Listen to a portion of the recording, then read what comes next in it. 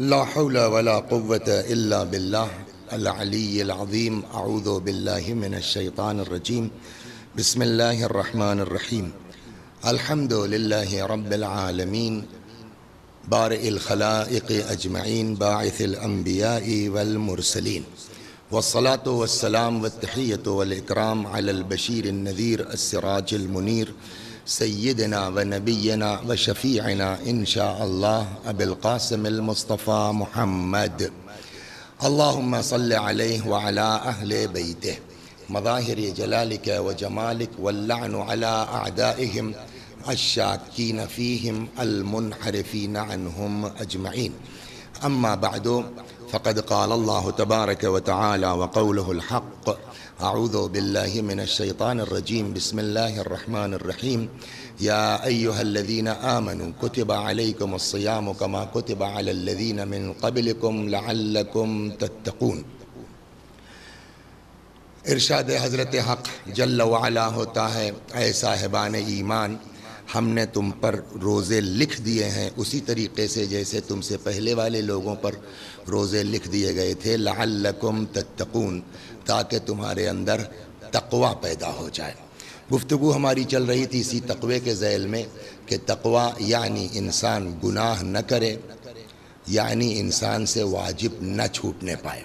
اور چونکہ امام صادق علیہ السلام کے بیان کے مطابق اور امیر المؤمنین سلام اللہ علیہ کی فرمائش کے مطابق کہ اصل تقوی انسان کا جو ہے وہ گناہوں سے اپنے آپ کو بچانا ہے، تو خدا نے اس 10 دن میں جو توفیق عنایت فرمائی گناہان کبیرہ کے سلسلے میں گفتگو کرنے کی۔ آج اس مجلس میں ایک اور گناہ جو ہم سے سرزد ہوتا ہے اور گناہ کبیرہ ہے، اس پر انشاءاللہ خدا نے اگر توفیق دی تو روشنی ڈالنی ہے، وہ ہے یتیموں کا مال کھانا۔ چنانچہ قرآن مجید نے بھی بہت تاکید کی ہے یتیموں کے سلسلے میں، روایات نے بھی۔ میں وہ آیتیں اور روایتیں آپ کی خدمت میں پیش کروں گا کہ یتیم کو ناراض کرنا، یتیم کا مال کھانا کتنا بڑا جرم اور کتنا بڑا گناہ ہے۔ اور فطری بات ہے کہ جب یتیموں کو پریشان کرنا یا ان کا مال کھانا یا ان کو اذیت پہنچانا گناہ کبیرہ ہے، تو پھر یتیموں کی دیکھ ریکھ کرنا کتنا بڑا ثواب ہوگا۔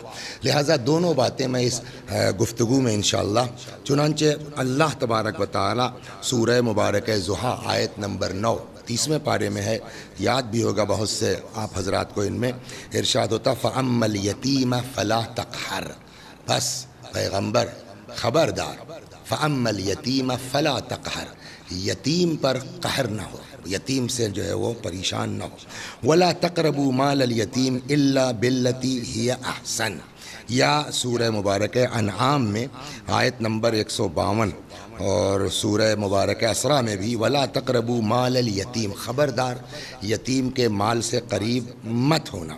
یا سورہ مبارکہ بقرہ کی 220ویں آیت میں یسألونک عن الیتامى، پیغمبر آپ سے یہ لوگ پوچھتے ہیں یتیموں کے سلسلے میں، قل اصلاح لہم خیر، تو یتیموں میں اصلاح، ان کے ساتھ اچھا برتاؤ، یہی ایک بہتر کام ہے۔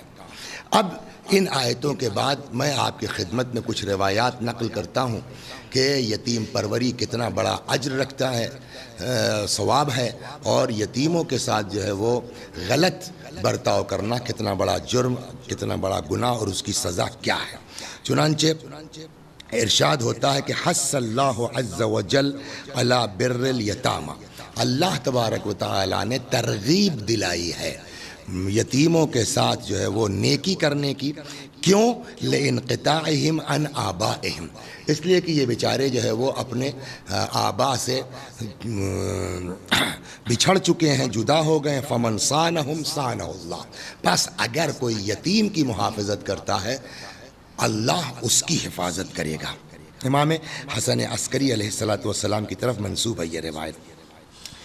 ایک جگہ اور ارشاد ہوتا ہے کتاب کافی میں ہے، اللہ اللہ فی الایتام، ڈرو ڈرو، خبردار خبردار۔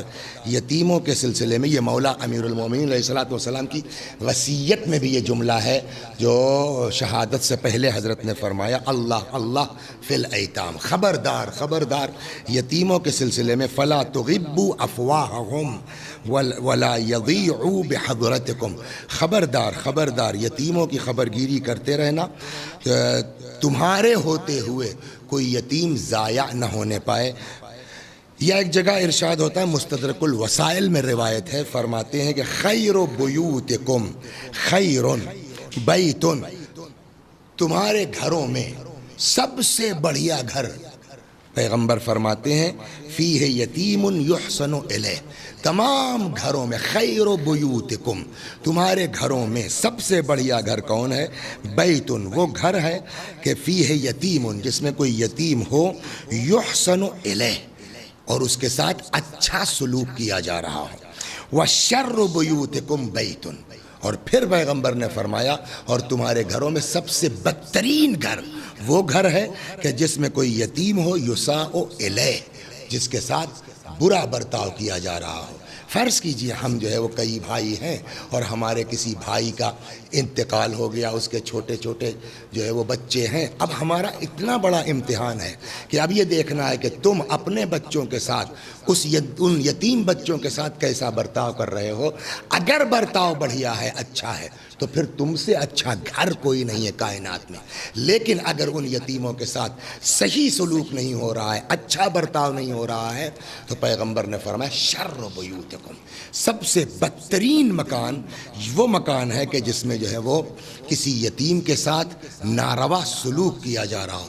وہ بہت مشہور داستان ہے، شاید آپ نے بھی سنی ہو، پہلے اس کو نقل کر دیں پھر اور روایتیں نقل کرتے، کہیں ایسا نہ ہو کہ ذہن سے نکل جائے۔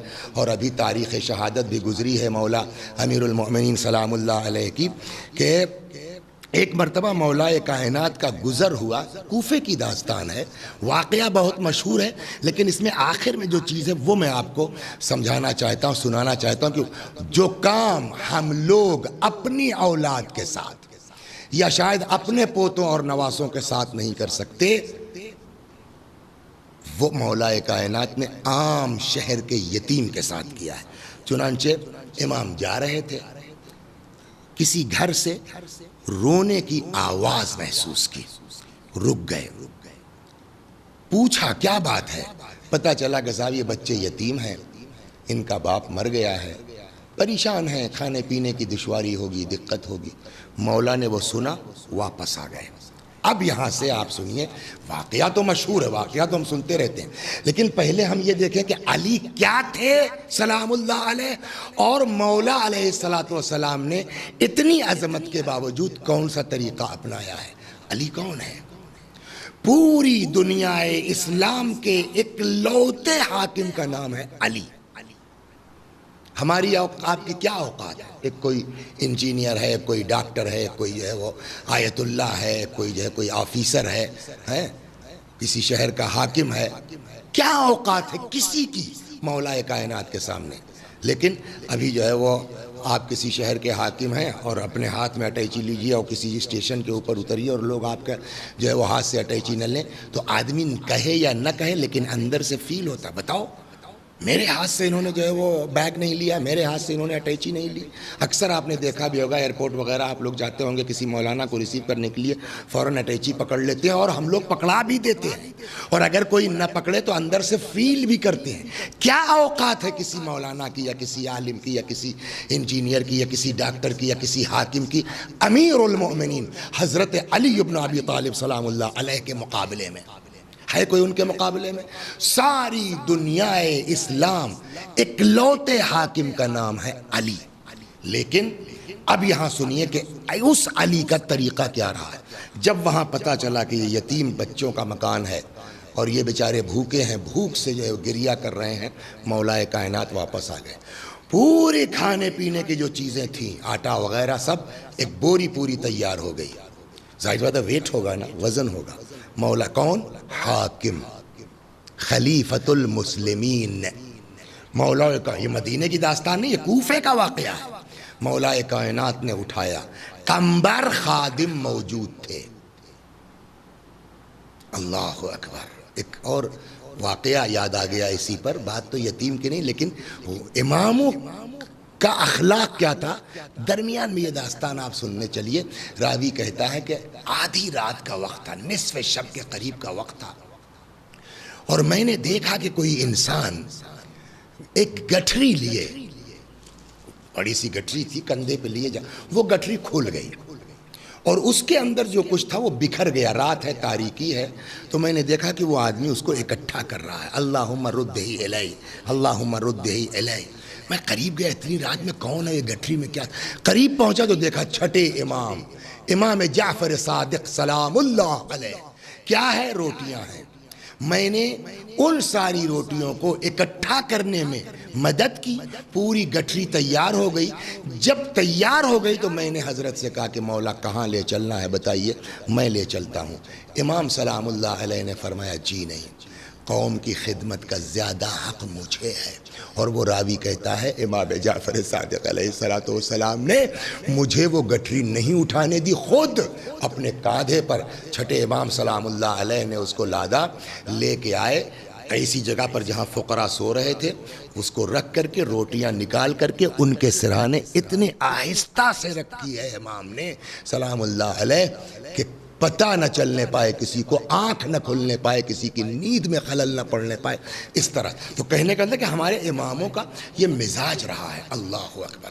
چنانچہ یہاں بھی جب کھانے پینے کی ساری چیزیں تیار ہو گئیں تو قنبر موجود ہے, خادم ہے, غلام ہے, اور اتنا چاہتے ہیں مولا. ظاہر سی بات ہے کبھی کبھی ہوتا ہے نا کہ آقا اور غلام میں, مولا اور نوکر میں اتنا پیار ہو جاتا ہے. ایک دن لے کے گئے مولا اسی قنبر کو ایک دکان کے اوپر, بہت مشہور ہے. کیا بھائی تمہارے پاس کرتا ہے؟ ان کا صاحب ہاں ہے. کتنے کا ہے؟ کہا 1 درہم کا بھی ہے, 2 درہم کا بھی ہے. امام نے فرمایا دونوں نکالو. اتنا چاہتے تھے اپنے نوکر کو. 1 درہم والا خود لے لیا, 2 درہم والا نوکر کو پکڑا دیا, قنبر تم لو. قنبر نے کہا مولا آپ ممبر پر جاتے ہیں, آپ تقریر کرتے ہیں, آپ پبلک فیگر ہیں, آپ کو ٹھیک ٹھاک پہننا چاہیے, اچھا کپڑا پہننا چاہیے. امام نے فرمایا قنبر میں بوڑھا ہو چکا ہوں, کیا میرے لیے, تم جوان ہو, تم کو اچھا پہننا چاہیے, لو تم لے لو. اتنا چاہتے تو اب ظاہر جس نوکر کو امام اتنا چاہتے ہوں تو وہ نوکر کتنا چاہے گا اپنے آقا کو. چنانچہ روایت کہتی ہے کہ جب وہ اشیاء بوری میں رکھ کر کے امام نے چاہا اٹھائے, قنبر دوڑے لپکے, مولا لائیے میں لے چلتا ہوں. امام خلیفۃ المسلمین نے کہا نہیں قنبر میں لے کے چلتا ہوں. قنبر ساتھ ساتھ ہیں اور وہ بوری جو ہے وہ آٹے وغیرہ کی امام اپنے کاندھے پر لاد کے لے آئے ان یتیموں کے یہاں.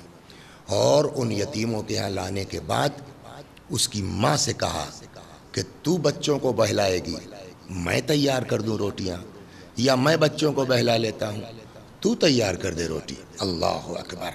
تو اس نے کہا میں ماں ہوں, میں زیادہ بہتر طریقے سے جو ہے بچوں کو بہلا سکتی ہوں. امام علیہ السلام نے خود, کون ہے, حاکم علی الاطلاق, پورے دنیا اسلام کی. اب جب امام زمانہ آئیں گے تب ان کی حکومت جو ہے وہ سب سے بڑی ہوگی, ورنہ ابھی تک کوئی حاکم امیر المؤمنین سے بڑی حکومت کسی کی نہیں آئی ہے. اللہ اکبر. اس امام نے, اس حاکم مطلق نے, اس خلیفۃ المسلمین نے اپنے ہاتھ سے خمیر تیار کیا, روٹیاں تیار کی. جب روٹی تیار ہو گئی, کھانا تیار ہو گیا, امیر المؤمنین سلام اللہ علیہ نے اپنے ہاتھ سے ان یتیموں کو کھلایا. یہاں تک تو کوئی بات نہیں ہے, یہاں تک مشہور ہے. جب کھلا پلا چکے, بچوں کا پیٹ بھر گیا, تو اس کے بعد روایت کہتی ہے کہ امام نے فرمایا جب بچے سیر ہو گئے, شکم سیر, تب حضرت نے کہا ہاں بتاؤ کچھ کھیلنا چاہتے ہو؟ بچوں نے کہا ہاں. خوش ہو گئے تھے مولا کو پا کر کے. مولا نے فرمایا ہاں. بچوں نے کہا ہاں. مولا نے کہا کیا کھیلنا چاہتے ہو, کون سا کھیل کھیلو گے؟ ان سبوں نے کہا کچھ نہیں صاحب, جب سے ہمارا باپ مرا ہے ہم نے کوئی خوشی کا دن نہیں دیکھا, ہم چاہتے ہیں کہ تم گھوڑا بن جاؤ. اب بچوں کو کیا پتہ یہ کون ہے, ہم کس سے کہہ رہے ہیں. بچوں نے کہا تم گھوڑا بن جاؤ, ہم تمہارے اوپر سواری کریں گے. اگر روایت کہتی ہے کہ مولا کائنات نے اپنے دونوں ہاتھ زمین پر رکھ دیے, دونوں گھٹنے زمین پر رکھ دیے, اور بچوں کو اپنی پشت پر بٹھلا لیا. جو عام آدمی آپ ہم اپنے پوتوں اپنے نواسوں کے ساتھ نہیں کریں گے، جو مولا کائنات عام شہر کے یتیم کی جس سے کوئی رشتہ داری بھی نہیں ہے، نہ خاندان کا ہے مولا کائنات کے. روایت کہتی ہے کہ امام نے ان بچوں کو اپنی پشت پر بٹھلایا اور یبعبع، جانور کی آواز نکالتے تھے امیر المومنین سلام اللہ علیہ. اور اس طرح سے بچے کھلکھلا کے ہنس رہے ہیں، لے کے ادھر ادھر ٹہلے بیٹھلا کر کے، اور پھر آئے تنور کے پاس. روایت کہتی ہے مولا کائنات نے یہ رخسار مبارک اپنا تنور کے قریب کیا، فرماتے خدا میں نے یتیم بچوں کو خوش کر دیا ہے، تو علی کو خود سے راضی ہو جا. میں نے ان یتیموں کو راضی کر لیا ہے، خوش کر دیا، تو علی سے راضی ہو جا. اس کے بعد یہ واقعہ ہو گیا، گھر سے نکلے.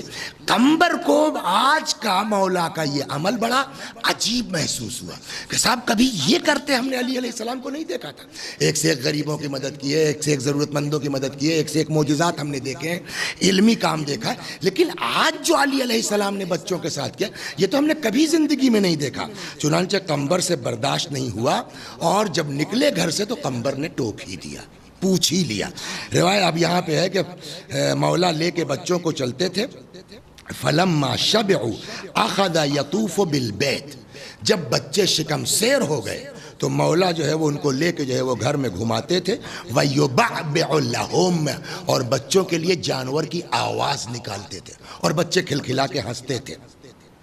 فَأَخَذُوا فِي الضِّحْكِ، بچے ہنستے تھے. فَلَمَّا خَرَجَ عَلَيْهِ السَّلَامُ، یہاں اصل یہ سنانا ہے آپ کو کہ جب نکلے بچوں کو اس طرح سے خوش کر کر کے تو راستے میں فلما خرج علیہ السلام قال له قمبر، جب نکلے گھر سے، بقیہ واقعہ تو مشہور تھا، یہ سنانا تھا آپ کو. قمبر نے مولا کائنات سے عرض کیا یا مولاي رأيت الليل شيئا عجيبا قد علمت سبب بعضه، آج ہم نے آپ سے کچھ عجیب باتیں دیکھی ہیں، کچھ تو ہماری سمجھ میں آیا لیکن کچھ چیزیں ہماری سمجھ میں نہیں آئیں، بالکل نئے کام آپ نے آج کیے ہیں. قد علمت سبب بعض چیزوں کے سبب تو معلوم ہے. وَهُوَ حَمْلُكَ الذَّاتَ طَلَبًا لِلثَّوَابِ، آپ گھر سے جو ہے وہ ضرورت کی چیزیں لے آئے ان کے لیے، وہ آپ نے کیا ثواب کی خاطر تھا. اما طوافک فی البیت علی یدیک ورجلیک، لیکن بچوں کو ہاتھ اور پیر گھٹنے زمین پہ رکھ کے بچوں کو سوار کر کے ان کو گھمانا گھر میں، والبعبع، اور جانور کی آواز نکالنا، فما ادری سبب ذالک، مولا اس کا سبب کیا تھا یہ میری سمجھ میں نہیں آیا. کیا تھا میرا مولا پتہ نہیں. پرسوں نرسوں کسی مجلس میں تھے نا، وہ بات پیغمبر کی حدیث میں نے آپ کو سنائی تھی نا کہ رسول اللہ نے کہا علی تم کو یا خدا نے پہچانا یا میں نے پہچانا، نہیں پہچان سکتا کوئی دنیا میں. واقعا میرا مولا کتنا کریم ہے، میرا مولا کتنا رحیم ہے. اما طوافک فی البیت علی یدیک ورجلیک، لیکن یہ گھر میں آپ کا چلنا ہاتھ پیر سے، والبعبع، اور جانور کیا، فما ادری سبب اس کا کیا مقصد تھا مولا. فقال علیہ السلام، سنیں گے آپ جواب کیا دیا مولا نے. مولا فرماتے ہیں یا قمبر انی دخلت علی ہؤلاء الاطفال، جب میں ان بچوں کے پاس آیا، وہم یبکون من شدت الجوع، یہ بچے بھوک کی شدت سے رو رہے تھے. فأحببت ان اخرج عنهم وهم يضحكون مع الشبع، مجھ کو یہ پسند ہوا آیا کہ جب میں آیا تھا تو یہ بچے بھوک کی وجہ سے رو رہے تھے، تو میرے دل نے چاہا کہ جب میں اس گھر سے نکلوں تو شکم سیر ہو کے بچے ہنس رہے ہوں، بس یہ شوق تھا مجھ کو. فأحببت ان اخرج عنهم، پر میرے دل نے یہ چاہا کہ جب میں اس گھر سے نکلوں، وهم يضحكون مع الشبع، تو یہ بچے ہنس رہے ہوں شکم سیری کے ساتھ. فلم اجد سببا سوا ما فعلت، اس کے علاوہ اور کوئی وجہ نہیں ہے اے قمبر. اللہ اکبر، اللہ اکبر. ایک جگہ اور روایت کہتی ہے، یہ سنیے آپ، فرماتے ہیں کہ جس طرح اپنے بچوں کی پرورش کرتے ہو، جس طرح اپنے بچوں کو ادب سکھاتے ہو، اس طریقے سے یتیموں سے کے ساتھ کرو. کیسے اپنے بچے کے لیے تم 2 لاکھ فیس دینے کے لیے تیار ہو، بھتیجا ہے، خاندان کا ہے، قوم کا ہے. جیسے اپنے بچے کے لیے کرتے ہو کچھ بن جائے، ویسے یتیموں کے لیے کوشش کرو کچھ بن جائے. چنانچہ فرماتے ہیں ادب الیتیم مما تؤدب منہ ولدک، یتیم کو بھی ویسے ہی ادب سکھاؤ، یعنی ویسے ہی پڑھاؤ لکھاؤ جیسے اپنے بچوں کو پڑھاتے لکھاتے ہو، ادب سکھاتے ہو. ایک جگہ ارشاد ہوتا اربع من کنا فیہ، 4 چیزیں اگر کسی کے اندر ہیں، بن اللہ لہ بیتن فی الجنہ، اللہ اس کے لیے جنت میں گھر تیار کر دیتا ہے. کس کے لیے؟ جس کے اندر 4 چیزیں ہیں. وہ 4 کیا ہے؟ نمبر 1 من آول یتیم، جو کسی یتیم کو پناہ دیتے. فَأَمَّا الْيَتِيمَ فَلَا تَقْهَرْ، قرآن کہتا ہے 4 چیزیں جس کے اندر ہیں اللہ اس کے لیے جنت میں گھر بنا دیتا ہے. نمبر 1، پہلے نمبر پہ کیا فرمایا؟ من آول یتیم، جو کسی یتیم کو پناہ دے دے. وَرَحِمَ الضَّعِيفَ، اور کمزور پر رحم کرے. وَأَشْفَقَ عَلَى وَالِدَيْهِ، اور اپنے والدین کے لیے مہربان ہو، شفیق ہو. وَرَفَقَ بِمَمْلُوكِهِ، اور اپنے غلاموں، اب زمانے میں غلام تو نہیں ہے تو نوکر چاکر رکھ لیجئے کہ جو تمہارے انڈر میں کام کر رہے ہیں ان کے ساتھ رفاقت کے ساتھ، پیار کے ساتھ، محبت کا برتاؤ کرو. اللہ اکبر. وَتَحَنَّنُوا عَلَىٰ أَيْتَامِ النَّاسِ يَتَحَنَّنْ عَلَىٰ أَيْتَامِكُمْ.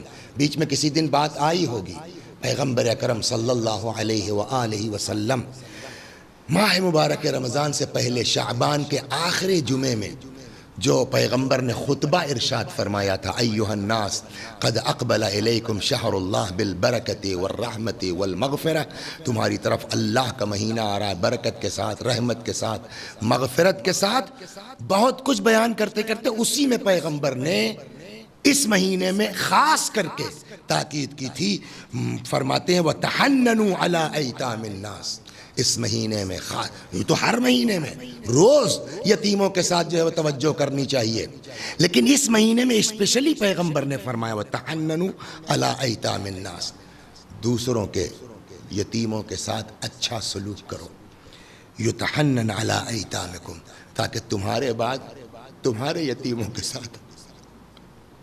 اس منحوس وبا کورونا کے زمانے میں کسی کی کوئی ضمانت ہے؟ کسی کی کوئی گارنٹی ہے؟ آج ہم یہ ممبر سے پڑھ رہے ہیں، کل شاید آپ کو یہ خبر مل جائے کہ ارے وسیع حسن صاحب تو چلے گئے، کیا ہوا؟ کہ ذرا سی سانس پھولی تھی، ختم ہو گیا معاملہ. پیغمبر نے فرمایا اگر چاہتے ہو کہ تمہارے بعد تمہارے یتیموں کی خبر گیری کی جائے، آج جب تک زندہ ہو تحننوا علی ایتام الناس، دوسروں کے یتیموں کے ساتھ اچھا سلوک کرو تاکہ یتحنن علی ایتامکم. ایک اور روایت میں ہے، فرماتے ہیں من انکر منکم قساوۃ قلبہ، اس سے پہلے بھی ہلکا سا اشارہ ہوا تھا، اکثر ہوتا ہے مجلس ہو رہی ہے، پورا مصائب پڑھ دیا گیا اور آدمی یوں دیکھ رہا ہے، اس کا کیا مطلب ہوا؟ یعنی دل ہمارا سخت ہو گیا ہے. کیا کرے کہ دل کی سختی، قساوت قلب دور ہو جائے؟ حدیث کہتی ہے اس کا بہترین نسخہ یہ ہے من انکر منکم قساوۃ قلبہ، اگر کوئی جو ہے وہ کسی کو رنج ہے، تکلیف ہے اس بات کی کہ میرا دل سخت ہو گیا ہے، میرے دل میں رحم نہیں رہ گیا ہے، یا مثلا جو ہے وہ مصائب امام میں گریہ نہیں کر پا رہا ہوں، قساوت قلبی آ گئی ہے، دل سخت ہو گیا ہے، اگر کسی کو اس بات کا شکوہ ہے فَلْيَدُمْ یتیماً، یتیم کے قریب آؤ، فَيُلَاطِفْهُ، یتیم کے ساتھ ملاطفت، مہربانی سے پیش آؤ، وَلْيَمْسَحْ رَأْسَهُ، یتیم کے سر پر ہاتھ پھیرو، یلین قلبہ، یتیم کے سر پہ ہاتھ پھیرو گے تمہارا دل نرم ہو جائے گا، تمہارا قلب یہ نرم ہو جائے گا بِإِذْنِ اللَّهِ عَزَّ وَجَلَّ. اس کے بعد فرماتے فَإِنَّ لِلْيَتِيمِ حَقًّا، یتیم کا بھی تمہارے اوپر حق ہے، جیسے اپنی اولاد کا حق ہے ویسے یتیم کا حق ہے تمہارے اوپر. وَقَالَ فِي حَدِيثٍ آخر، اور ایک دوسری روایت میں ہے کہ اگر سنگ دلی کا تم کو احساس ہو رہا ہے، دل سخت ہو گیا کا احساس ہو رہا ہے، تو یقعدہ علی خوانہ، تو یتیم کو اپنے دسترخوان پر بٹھلاؤ، وَيَمْسَحُ رَأْسَهُ، اس کے سر پہ ہاتھ پھیرو، یتیم کا پیٹ بھرو، یتیم کو کھانا کھلاؤ، یلین قلبو، تمہارا دل انشاءاللہ نرم ہو جائے گا۔ اس سے بڑھ کر کے اور کیا مرتبہ ہو سکتا ہے کہ فرماتے ہیں بہار الانوار میں یہ روایت ہے وَمَنْ أَكْرَمَهُمْ أَكْرَمَهُمُ اللَّهُ، جو بھی یتیم کا اکرام کرے گا، عزت کرے گا، اللہ اس کی عزت کرے گا۔ اب آپ بتائیے، اللہ جس کی عزت کرے گا وہ آدمی جہنم میں جا سکتا ہے؟ فرماتے من اکرمہم اکرمہ اللہ، جو یتیم کا اکرام کرے گا، یتیم کی عزت کرے گا، اللہ اس کی عزت کرے گا۔ ایک جگہ ارشاد ہوتا ہے ان الیتیم اذا بکا، جب یتیم گریا کرتا ہے، جب یتیم روتا ہے، اہتز لہ العرش، آسمان لرز اٹھتا ہے۔ کئی جگہیں ہیں جہاں آسمان لرز اٹھتا ہے۔ ایک تو جب طلاق ہوتا ہے آسمان ہل جاتا ہے، یا کل کی مجلس میں عرض کیا گیا اذا مدح الفاجر اہتز العرش، جب کسی بدکار کی تعریف ہوتی ہے آسمان لرز اٹھتا ہے۔ ویسے ہی ہے کہ ان الیتیم اذا بکا، جب یتیم روتا ہے اہتز لہ العرش، تو اس کے گریے کی وجہ سے آسمان ہل جاتا ہے۔ فیقول الرب تبارک و تعالی، اور اللہ آواز دیتا ہے من ھذا الذی ابکا عبدی، کہ کون ہے، کس نے رلایا اس جو ہے وہ میرے بندے کو، الذی سلبتہ ابویہ فی صغرہ، کہ جس سے بچپنے میں نے اس کے باپ کو لے لیا ہے۔ فوعزتی وجلالی، قسم ہے میری عزت کی، قسم ہے میرے جلال کی، لا یسکتہ احد الا اوجبت لہ الجنہ، جو بھی اس یتیم کو چپ کرا دے میں اس کے اوپر جنت واجب کر دوں گا۔ یہ مرتبہ ہے یتیم کا۔ اللہ اکبر۔ یا علی، پیغمبر نے مولا کائنات سے فرمایا یا علی من کفا یتیما فی نفقتہ بمالہ حتی یستغنی، اے علی اگر کوئی کسی یتیم کی کفالت اپنے ذمے لے لے، مال کے ذریعے، نفقے کے ذریعے، اس طرح حتی یستغنی، کہ وہ یتیم بے نیاز ہو جائے، کسی اور سے اس کو مانگنے کی ضرورت نہ پڑے، پوری ذمہ داری، پڑھائی لکھائی، کھانا کپڑا، ہاسٹل جو ہے، لاجنگ فوڈنگ، سب ہمارے ذمے۔ من کفا یتیمن، اے علی اگر کوئی یتیم کے اس طرح ذمہ داری لے لے، حتی یستغنی، تاکہ وہ یتیم بے نیاز ہو جائے، یہاں تک کہ وہ یتیم بے نیاز ہو جائے، وجبت لہ الجنہ، البتہ، تاکید کے ساتھ، یقیناً اللہ تبارک و تعالی اس کے اوپر جنت کو واجب قرار دے دیتا ہے۔ من ضم یتیما بین ابوین مسلمین حتی یستغنی قد وجبت لہ الجنہ البتہ۔ ہمارے اوقات نہیں ہے، فرض کیجئے ہم نہیں کر پاتے ہیں، لیکن ہم کو پتا ہے کہ ایک بندہ خدا ایسا ہے جس کو اللہ نے نوازا ہے، اگر میں اس سے بات کروں تو شاید وہ اس یتیم بچے کی پرورش اپنے ذمے لے لے۔ ہم خود کچھ نہیں کر رہے ہیں، ہم نے آپ کو فون کیا کہ بھئی ایک یتیم بچہ ہے، کیا آپ اس کی پرورش کر سکتے ہیں؟ آپ نے پوری ذمہ داری لے لی، جو ثواب آپ کو ملے گا نا وہ ثواب ہم کو بھی ملے گا۔ کہتے ہیں جس نے بھی یتیم کو جو ہے وہ کسی کے حوالے کر دیا اس طرح سے کہ وہ مستغنی ہو جائے، فقط وجبت لہ الجنہ البتہ۔ تو جو بیچ میں رابطہ ہے نا، ہم نے جو یہ رابطے کو بھی اللہ جنت اس کے اوپر واجب کر دے گا۔ اربع من کن فیہ من المؤمنین اسکنہ اللہ فی اعلی علیین، چار چیزیں اگر کسی مومن کے اندر پائی جاتی ہیں تو اللہ تبارک و تعالی جنت میں اور بلند اعلی علیین میں اس کو جگہ دے گا، فی غرف فوق غرف فی محل الشرف کل الشرف، جو بالکل ٹاپ کلاس ہوگی جنت میں، وہاں اللہ تبارک و تعالی اس مومن کو جگہ دے گا۔ کس کو؟ جس کے اندر چار چیزیں ہیں۔ پھر وہی جو پچھلی روایت تھی اسی ٹائپ کی ہے۔ نمبر ایک، من آول یتیم، جو کسی یتیم کو پناہ دے دے، جنت میں جو ٹاپ کلاس ہوگا وہاں اس کو جگہ دی جائے گی۔ وَنَظَرَ لَهُ فَكَانَ لَهُ أَبًا رَحِيمًا، اور جو شخص کسی یتیم پر ایسے نگاہ ڈالے جیسے باپ پیار اور محبت سے اپنی اولاد پر نگاہ ڈالتا ہے، خالی یتیم کو باپ کی طرح سے پیار سے دیکھ لے کوئی، اللہ تبارک و تعالیٰ اس کو جنت میں جگہ عنایت فرمائے گا۔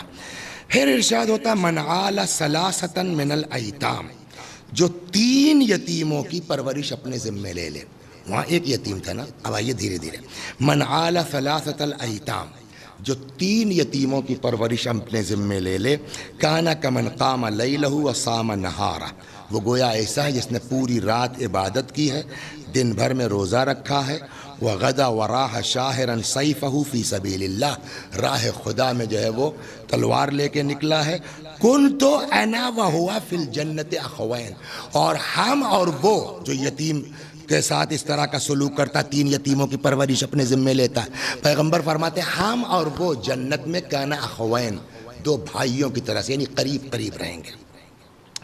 من مسح یدہ علی رأس یتیما ترحما لہ، اگر کوئی کسی یتیم پر دست شفقت پھیر دے، ہاتھ پھیر دے رحم کے ساتھ، اعطاہ اللہ عز وجل بکل شعرۃ، جتنا بال آئے گا ہاتھ پھیرنے میں ہاتھ کے نیچے، اللہ اسی اعتبار سے، ہم آپ تو گن بھی نہیں سکتے نا کتنا بال، فرشتوں کے پاس حساب ہے، نوراً یوم القیامہ، اتنا نور اللہ تبارک و تعالی اس شخص کو قیامت میں عنایت فرمائے گا. ایک جگہ ہے لما اسری بی الی السماء، پیغمبر، یہ سن لیجیے 2 روایتیں پھر اور آتا ہوں. لما اسری بی الی السماء، پیغمبر فرماتے ہیں کہ جب مجھ کو لے جایا گیا آسمانوں پر، معراج پر، گویا کہ لما اسری بی الی السماء، جب معراج پر مجھ کو لے جایا گیا، رأیت قوما تقذف فی اجوافہم النار وتخرج من ادبارہم، ان کے منہ میں آگ ڈالی جا رہی ہے اور ان کے پیچھے سے نکل رہی ہے. فقلت من ہؤلاء یا جبرائیل، اوہ جبریل یہ کون ہے کہ اس طرح کی سزا آگ کھا رہے ہیں اور آگ نکل رہی ہے؟ فقال، جبرائیل نے جواب دیا، ابھی آئیے، مال یتیم کھانا گناہ کبیرہ، وہاں سے یہ بات چلی تھی تو ہم نے کہا پورے یتیم ہی کے اوپر کیوں نہ بات ہو جائے. ہؤلاء الذین یأکلون اموال الیتامی ظلما، یا رسول اللہ یہ وہ لوگ تھے جنہوں نے دنیا میں یتیم کا مال کھایا ہے، ہڑپا ہے ظلم کے ساتھ. ان اللہ اوعد فی اکل مال الیتیم عقوبتین، اللہ نے یتیم کا مال ہڑپنے والوں کے لیے 2 سزا بیان کی ہے، 2 سزا طے کی ہے. عقوبتاً فی الدنیا و عقوبتاً فی الآخرہ، یعنی یتیم کا مال کھانے والا دنیا میں بھی جھیلے گا، سزا ملے گی، اور آخرت میں بھی اس کو سزا ملے گی. بلکہ ایک روایت میں یہ ہے کہ اگر وہ کسی صورت سے بچ گیا، مصلحت الہی جو بھی دنیا میں اگر نہیں جھیل پایا تو وہ نہیں تو اس کی اولاد جھیلے گی، وہ نہیں تو اس کی اولاد جھیلے گی.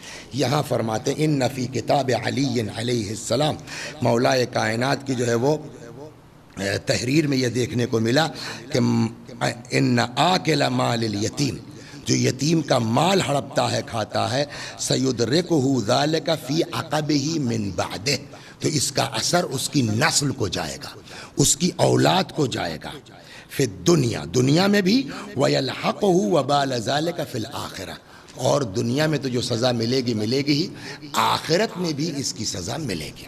یہ ہے گناہ کبیرہ یتیم کا مال ہڑپنے والا. اب یہاں پر ایک سوال یہ ہے کہ یتیم کہتے کس کو ہیں، یتیم کے معنی کیا ہے؟ تو ایک تو یتیم کے معنی وہی ہیں جو پہلے گزر گئے، جب یتیم روتا ہے تو اللہ کہتا ہے کس نے رلایا اس بندے کو میرے، جس کے باپ کو میں نے جو ہے وہ اس سے جدا کر دیا ہے. تو ایک تو یتیم وہ ہے کہ جس کا باپ اس دنیا سے چلا گیا ہو، وہ یتیم کہلائے گا، اور یہ روایتیں اسی یتیم کے بارے میں ہیں. لیکن صرف اسی کو یتیم نہیں کہتے، بلکہ ایک یتیمی یہ بھی ہے کہ آدمی تعلیم حاصل نہ کرے، آدمی کے اندر ادب نہ ہو. ایک جگہ مولا فرماتے ہیں سلام اللہ علیہ، حضرت کا ایک شعر ہے، فرماتے ہیں لیس الیتیم قد مات والدہ ان الیتیم یتیم العلم والادب.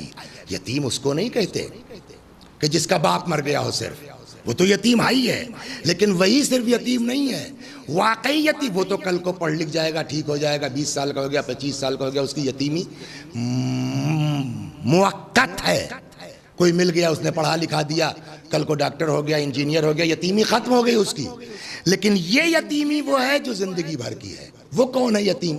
فرماتے ایکچول میں یتیم ان الیتیم، یتیم وہ ہے یتیم العلم والادب، کہ جس کے پاس علم نہیں ہے، جس کے پاس ادب نہیں ہے. اور اگر علم ہم نے حاصل نہیں کیا، ادب ہم نے حاصل نہیں کیا، تو یہ یتیمی 10-5 سال میں ختم ہونے والی نہیں ہے، زندگی بھر یہ یتیمی رہے گی۔ لہٰذا رک کر کے یہ بات کہیں کہ جیسے یتیموں کی پرورش کرنی چاہیے، اللہ نے جن کو نوازا ہے وہ کوشش کریں کہ خدا نے اگر اس قابل کیا ہے 1 لوگ 2 لوگ 4 لوگ، باہر والوں کا نہیں، اپنے خاندان میں کوئی غریب بچہ ہے، اس کی تعلیم کی ذمہ داری لے لیجئے، اس کی پڑھائی کی ذمہ داری لے لیجئے، اس لیے کہ یہ بھی ایک طریقے سے یتیم پروری ہے۔ چنانچہ ایک تو یہ ہو گیا یتیم، ایک یتیمی اور بھی ہے، وہ کون سی ہے؟ پہلے میں آپ کو روایت سناؤں۔ پیغمبر اکرم کی روایت آپ نے شاید یہ سنا ہو، حضرت نے فرمایا انا وعلی ابوا هذه الامہ، ہم اور علی اس امت کے باپ ہیں۔ تو ایک تو باپ وہ ہے کہ جس نے پیدا کیا، وہ مر گیا تو آدمی یتیم ہے، اس کے میں نے آپ کو اس آدھے گھنٹے 35 منٹ میں عرض کیا۔ ایک یتیم وہ ہے کہ جس کا پیغمبر اس کے سامنے نہ ہو، جس کا امام نہ ہو۔ کیوں؟ اس لیے کہ پیغمبر نے کہا میں امت کا باپ ہوں، علی امت کے باپ ہیں۔ تو اب اگر رسول اللہ امت کے باپ ہیں، علی امت کے باپ ہیں، تو علی کے بعد امت کا باپ کون ہے؟ جواب، جو بعد میں علی کے امام ہوگا وہ امت کا باپ ہے۔ امام حسن امت کے باپ ہیں، اپنے زمانے میں امام حسین امت کے باپ ہیں۔ آج امت کا باپ کون ہے؟ جو امام وقت ہے وہ امت کا باپ ہے۔ یعنی ہمارے امام سلام اللہ علیہ، امام زمانہ عجل اللہ تعالی فرجہ الشریف، آج امت کے باپ ہیں۔ اور اب وہ موجود تو ہیں لیکن ہم ان تک نہیں پہنچ سکتے، تو اب روایت کہتی ہے کہ یہ بھی یتیمی ہے، بلکہ اس یتیمی سے بڑی یتیمی یہ ہے کہ آدمی اپنے امام تک نہ پہنچ پائے۔ یہ روایت سن لیں اور زحمت آپ کی تمام۔ فرماتے ہیں وَأَشَدُّ مِنْ هَذَا الْيُتْمِ يَتِيمٌ، اللہ اکبر، وَأَشَدُّ مِنْ هَذَا الْيُتْمِ يَتِيمٌ، پیغمبر سے یہ روایت ہے۔ اور اس سے بڑی یتیمی، یعنی جس کا باپ مر گیا وہ یتیم ہے، لیکن اس سے بڑی یتیمی کیا ہے؟ یتیم، وہ یتیم ہے انقطع عن امامہ، جو اپنے امام سے جدا ہو جائے، جو اپنے امام تک نہ پہنچ سکے، لا يقدر على الوصول الیہ، جو امام تک نہ پہنچ پائے، ولا يدری کیف حکمہ فیما یبتلی من بہ من شرائع دینہ، اور جس کو یہ پتہ نہ چل پائے کہ احکام دین میں ہمارے امام کا حکم کیا ہے، وہ بھی ایک طرح کا یتیم ہے، بلکہ اس سے بڑا یتیم ہے۔ تو اب اس کی بھی تو پرورش ہونی چاہیے۔ لہذا فرماتے ہیں الا فمن کان من شیعتنا عالما بعلومنا، پس اب ہمارے شیعوں میں اگر کوئی شخص ہمارے علوم کا عالم ہے، اس نے دین سیکھا ہے، وَهَذَا من شیعتنا عالما بعلومنا وهذا الجاہل بشریعتنا المنقطع عن مشاہدتنا، اور کوئی ایسا بندہ کہ جو جاہل ہے اور اپنے امام تک نہیں پہنچ سکتا ہے، تو یہ بھی اس عالم کی آغوش میں ایک یتیم کی طرح ہے۔ الا فمن ہداہ وارشدہ، اب اگر کوئی ہمارے جاہل شیعوں کی ہدایت کرتا ہے، ان کو ارشاد کرتا ہے، ان کو دین بتاتا ہے، وعلمہ شریعتنا، اور زمانہ غیبت امام میں اگر کوئی ہماری شریعت کا علم ہمارے چاہنے والوں تک پہنچاتا ہے، کانا، تو گویا وہ بھی ایک طرح سے یتیم پروری کر رہا ہے۔ اب سمجھے آپ ہمارے مراجع کا کتنا بڑا مرتبہ ہے کہ جو دین سمجھ کر کے آج ہماری رہنمائی کر رہے ہیں، امام کے فرمودات ہم تک پہنچا رہے ہیں، یعنی وہ گویا پوری امت کی یتیم پروری کر رہے ہیں۔ اگر کوئی ایسا شخص ہے جو ہمارے علوم کو حاصل کرتا ہے اور ہماری امت کے جاہلوں کو، یا یہی مثلا جو ہے وہ اس طرح کا جو لوگ انتظام کر رہے ہیں، گھروں گھروں میں جو ہے وہ پیغام میں ٹی وی کے ذریعے سے جو ہے وہ آن لائن ذریعے سے اس طریقے سے احکام اہل بیت پہنچا رہے ہیں، یہ ایک طرح کی یہ بھی یتیم پروری ہے۔ اب ایسے لوگ کہاں ہوں گے؟ فرماتے ہیں الا فمن ہداہ وارشدہ، جو بھی ہمارے ان جاہل شیعوں کی ہدایت کرے، ان کو صحیح راستہ دکھلائے، وعلمہ شریعتنا، اور ان کو ہماری شریعت کی تعلیم دے، کانا معنا فی الرفیق الاعلی، وہ کل کو جنت میں رفیق اعلی میں ہمارے ساتھ ہوگا۔ یہ معمولی مرتبہ نہیں ہے۔ بس آئیے دعا کریں اس 10 دن میں جو میں آپ کے درمیان رہا، پالنے والے، مسئلہ یہ نہیں ہے کہ کون عبادت زیادہ کرتا ہے، سب سے اہم یہ ہے کہ گناہ سے ہم کتنا بچ سکتے ہیں، واجب پر کس قدر عمل کر سکتے ہیں۔ آئیے مل کے دعا کرتے ہیں اللہ تبارک و تعالی ہم سب کو گناہ سے بچنے کی اس مہینے میں توفیق عطا فرمائے۔ اس لیے کہ امام نے بھی فرمایا ہے کہ جب ماہ مبارک رمضان گزر جائے اور اس مہینے میں بخشا نہ جائے، پھر پورے سال اس کے بخشے جانے کی کوئی امید نہیں ہے۔ روز میں یہ فقرہ دہرا رہا ہوں پیغمبر کے خطبے کا۔ پیغمبر نے فرمایا قد اقبل الیکم شہر اللہ، تمہاری طرف اللہ کا مہینہ آ رہا ہے برکت کے ساتھ، رحمت کے ساتھ، مغفرت کے ساتھ۔ اب چند دن اس ماہ مبارک رمضان کے بچے ہیں، آپ میرے لیے دعا کیجئے، میں آپ کے لیے دعا کروں۔ معلوم ہے اس کا فائدہ کیا ہے؟ دوسروں کے لیے دعا کرتا ہے وہ جلدی قبول ہوتی ہے۔ پروردگارا ہم سب کو گناہوں سے بچنے کی توفیق عطا فرما، اور جو اب تک گناہ ہو چکا یا اللہ رمضان کے وسیلے سے، مولا کے وسیلے سے، امام حسن کے وسیلے سے، ام المؤمنین حضرت خدیجہ کے وسیلے سے، ائمہ معصومین کے وسیلے سے، خدا ہم سب کو شیطانی وسوسوں سے محفوظ فرما۔ یا اللہ ہم سب کو اپنے گناہوں سے توبہ کی توفیق عنایت فرما۔ بس 2-4 منٹ مصائب کے اور ختم و دعا، مگر اس سے پہلے ایک گزارش آپ سے ضرور کر دوں۔ یہ غالباً 11واں دن ہے جو میں آپ کے درمیان ہوں۔ اس بیچ پتہ نہیں دوران گفتگو کوئی ایسی بات نکل گئی ہو جو شاید آپ کو تکلیف پہنچ گئی ہو، یا کسی کے اوپر جا کے چپک گئی ہو۔ کوئی مقصد میرا نہیں تھا، لیکن پھر بھی اگر کسی مومن کو میرے بیان سے کوئی اذیت پہنچی ہو، کوئی تکلیف پہنچی ہو، تو اب مصائب شروع کرنے سے پہلے میں آپ سے دستبستہ گزارش کرتا ہوں کہ اپنے بڑپن کی بنیاد پر آپ درگزر فرمائیے، معاف کیجئے، اور اللہ سے دعا کیجئے کہ پروردگار عالم زبان میں اثر دے اور اس گناہگار کو بھی توبہ کی توفیق عنایت فرمائے۔ چند جملے مصائب کے اور ختم و دعا۔ اللہ اکبر۔ امام حسین علیہ السلام میدان میں آئے، میں 2-3 جملے نقل کرتا ہوں۔ میدان میں آئے، لڑتے لڑتے کہتے ہیں امام حسین علیہ السلام خود دشمن کا سپاہی ہے، آپ کو میں جو سناؤں، دشمن کا سپاہی ہے، یزیدی فوجی ہے۔ وہ کہتا ہے میں نے اپنی زندگی میں اتنا بہادر آدمی نہیں دیکھا کہ ایک بھری دوپہر میں جس کے بھائی، بھتیجے، بھانجے، اصحاب، خاندان کے لوگ سب مار دیے گئے ہوں اور وہ خود بھوکا اور پیاسا ہو، لیکن وہ کہتا ہے کہ میں نے اتنا بہادر آدمی نہیں دیکھا کہ اس کے باوجود جب امام نے سب کی شہادت کے بعد آخر میں خود تلوار نکالی ہے اور میدان میں آئے ہیں، جنگ کرنا شروع ہے اس بھوک اور پیاس کے عالم میں، وہ کہتا ہے کہ فوجیں بھاگتی تھیں اور امام سے فریاد کرتی تھی، پناہ مانگتی تھی، اور جب یہ یزیدی فوج بھاگتی تھی نا تو روایت کہتی ہے کہ امام تڑپ کے کہتے تھے کہاں بھاگ کے جا رہے ہو؟ تم نے میرے اکبر کو مارا ہے۔ کہاں بھاگ کے جا رہے ہو؟ تم نے میرے عباس کو مارا ہے۔ اللہ اکبر۔ روایت کہتی ہے لڑتے لڑتے امام آ گئے اتفاق سے اس طرف جہاں حضرت ابوالفضل عباس کی لاش مبارک پڑی ہوئی تھی۔ جیسے ہی بھائی کے جنازے پر نظر پڑی، امام نے عنان اسب کھینچ لی، غور سے بھائی کے جنازے کو دیکھا، فرماتے ہیں بھیا عباس اٹھو، اپنے پیاسے بھائی کی جنگ دیکھو۔ ادھر سے آ گئے، لڑتے لڑتے ایک وقت وہ آیا کہ جب وہاں آ گئے جہاں شہداء کے جنازے رکھے تھے، امام علیہ السلام کی نظر پڑی، رک گئے، پھر لجام فرس کھینچ لیا، غور سے شہداء کی لاشوں کو دیکھا، فرماتے ہیں اٹھو، اپنے پیاسے امام کی جنگ دیکھو۔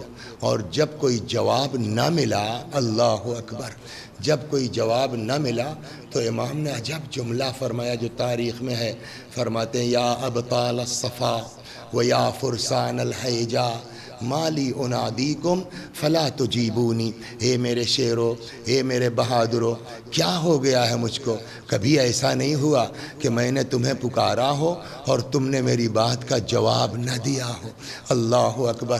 لڑتے لڑتے روایت کہتی ہے کہ وقت وہ آیا کہ جب آقا سے گھوڑے پہ سنبھلا نہ گیا، بس 2 جملے مصائب کے اور ختم کرتا ہوں۔ ایک وقت وہ آیا جب امام سے گھوڑے پہ سنبھلا نہ گیا، جیسے ان یزیدی جانوروں سے کہیں زیادہ سمجھدار امام علیہ السلام کا جانور تھا۔ روایت کہتی جیسے ہی ذوالجناح کو احساس ہوا کہ میرا سوار گر پڑا ہے، تو اب تاریخ کہتی ہے کہ ذوالجناح اپنی لجام کو دانتوں میں دباتا تھا، بار بار لا کے امام حسین علیہ السلام کے دست مبارک پر رکھتا تھا۔ جانور ہے نا، اپنے دل کی بات تو نہیں کہہ پائے گا، لیکن ہم آپ تو سوچ سکتے ہیں کہ کیا مقصد رہا ہوگا جانور کا اس عمل سے۔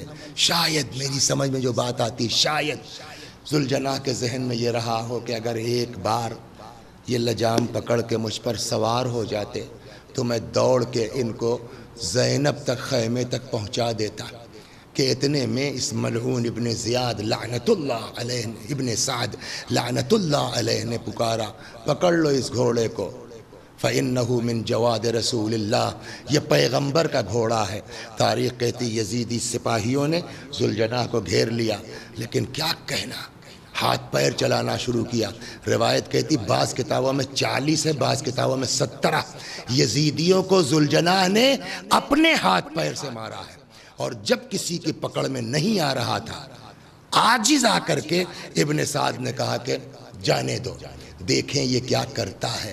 اب روایت کا جملہ فلما امن الجواد، جیسے ہی گھوڑے کو امن کا احساس ہوا کہ اب کوئی میرے پیچھے نہیں ہے، مجھ کو کوئی پکڑنے کی کوشش نہیں کر رہا ہے، اب پتہ نہیں دوڑتا دوڑاتا کتنی دور چلا گیا تھا، جہاں بھی تھا جیسے ہی اس کو امن کا احساس ہوا کہ اب کوئی مجھے پکڑنے کے چکر میں نہیں ہے، جہاں تھا پھر وہاں سے تیزی کے ساتھ دوڑتا ہوا امام کے پاس آ گیا۔ لیکن اب روایت کہتی ہے کہ لجام ہاتھ پہ نہیں رکھ رہا ہے، شاید مایوس ہو گیا کہ اب یہ سوار نہیں ہو سکتے، اس لیے تاریخوں میں ہے کہ آیا اپنی پیشانی کو یا اپنی زلفوں کو، کاکل کو امام حسین علیہ السلام کے خون سے رنگین کیا، اور وہاں سے دوڑا ہوا در خیمہ پر آیا، خیمے پہ آن کے ہنہنانا شروع کیا۔ دیکھیے ہم اور آپ تو جانور کی زبان نہیں سمجھتے نا، لیکن امام جانوروں کی زبان بھی سمجھتے ہیں۔ چنانچہ 5ویں امام باقر علیہ السلام فرماتے ہیں کہ جانور ذوالجناح در خیمہ پہ آ کے اپنی زبان میں کہہ رہا تھا الظلیمہ الظلیمہ من امت قتلت ابن بنت نبیہا، اور یہ کتنے ظالم ہیں یہ لوگ، کتنے ظالم ہیں یہ لوگ جنہوں نے اپنے نبی کی بیٹی کے بیٹے کو مار ڈالا۔ یہ آواز خیمے کے اندر پہنچی، بیبیاں گھبرا کے نکل آئیں، کسی نے گھوڑے کی گردن میں باہیں ڈال دی، کوئی آ کے گھوڑے کے پیروں سے لپٹ گئی۔ عجیب عالم ہے گریے کا، بین ہو رہا ہے۔